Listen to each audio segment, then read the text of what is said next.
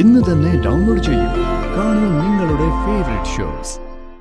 ഇത്രയും ദിവസം ഇവിടുത്തെ പ്രശ്നങ്ങളുടെ ആഴമൊന്നും ഞാൻ രഘുവേട്ടനോട് പറഞ്ഞിരുന്നില്ല. ഇന്നലെ ഞാൻ എല്ലാം പറഞ്ഞു.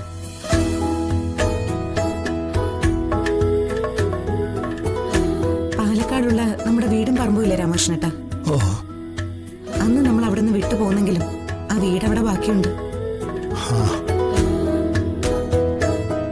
അത് വിറ്റാൽ നല്ലൊരു തുക കിട്ടും. കമ്പനിയിൽ ഇന്ന് വരെ വന്ന ബാധ്യതകളൊക്കെ തീർക്കാം.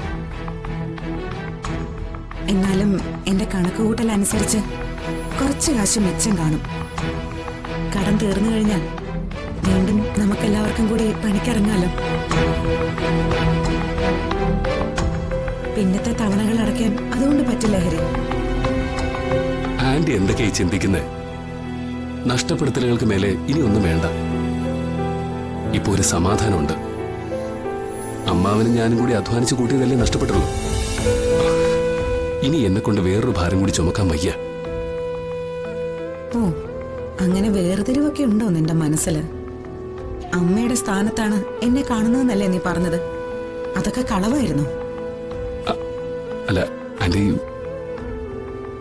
വേറെ എന്ത് മാർഗമുള്ളത് ഹരി? ഇന്നോ നാളെയോ അവൻ അവന്റെ കമ്പനി തീരുമാനങ്ങളുമായിട്ട് വരും.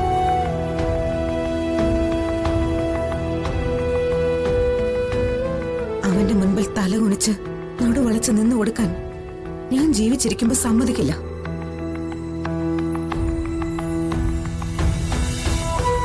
അവന്റെ മുൻപിൽ നീയും നിന്റെ കൂടെ ജീവിക്കുന്നവരൊക്കെ ഇപ്പൊ ശത്രുക്കള്. ഇനിയും അവൻ നിങ്ങളെ തോൽപ്പിച്ച ഇത്രയും കാലം ഞാൻ പിടിച്ചു നിന്നതൊക്കെ വെറുതെ ആവില്ലേ? രാമകൃഷ്ണേട്ടാ, ഇതല്ലാതെ വേറെ എന്ത് മാർഗം ഉള്ളത് നമ്മുടെ മുൻപില്? അല്ല, അത് സുജാതെ, ഇവനെ ഇങ്ങനെ പറയേണ്ടി വരുന്നതിന്റെ വിഷമം സുജാതയ്ക്ക് മനസ്സിലാവില്ലേ? എനിക്ക് ഈ കാര്യത്തിൽ കണക്ക് പറയാനൊന്നും അറിഞ്ഞൂടാ. ഇനിയിപ്പോ രഘുവേട്ടന്റെ പേരിൽ കിടക്കുന്ന പ്രോപ്പർട്ടി വാങ്ങാൻ ബുദ്ധിമുട്ടുണ്ടെങ്കിൽ ഞാൻ എന്റെ മോൾക്ക് സ്ത്രീധനമായിട്ട് ഒന്നും തന്നില്ലല്ലോ. ആ വകയിൽ ഞങ്ങൾ തരുന്നതാണെന്ന് കരുതിയാൽ മതി. മോളെ, നീ എന്തിനാ ഇങ്ങനെ മിഴിച്ചു നിൽക്കുന്നേ? ഒന്ന് പറഞ്ഞു മനസ്സിലാക്കി കൊടുക്ക്. ഹരി, അച്ഛനും അമ്മയും കൂടി ഇങ്ങനൊരു തീരുമാനം എടുക്കുന്നെങ്കിൽ നമ്മളെന്തിനാ എതിര് നിൽക്കുന്നേ? നമ്മുടെ നല്ലതിനു വേണ്ടിയല്ലേ? നമുക്ക് മാത്രമല്ലല്ലോ, നമ്മുടെ ചുറ്റുപാടുള്ള ഒരുപാട് പേരുടെ നന്മയ്ക്ക് വേണ്ടിയല്ലേ? ഹരി, ഇത് സമ്മതിക്ക. രഘുവേട്ടന്റെ കോള് വന്നതിന് ശേഷം ഞാൻ ഉറങ്ങിയിട്ടില്ല. സത്യത്തില് എന്റെ മനസ്സിന് എന്തൊരാശ്വാസമായിരുന്നു എന്നറിയോ? നമുക്ക് ഈ കടങ്ങൾ വീട്ടാം മോനെ.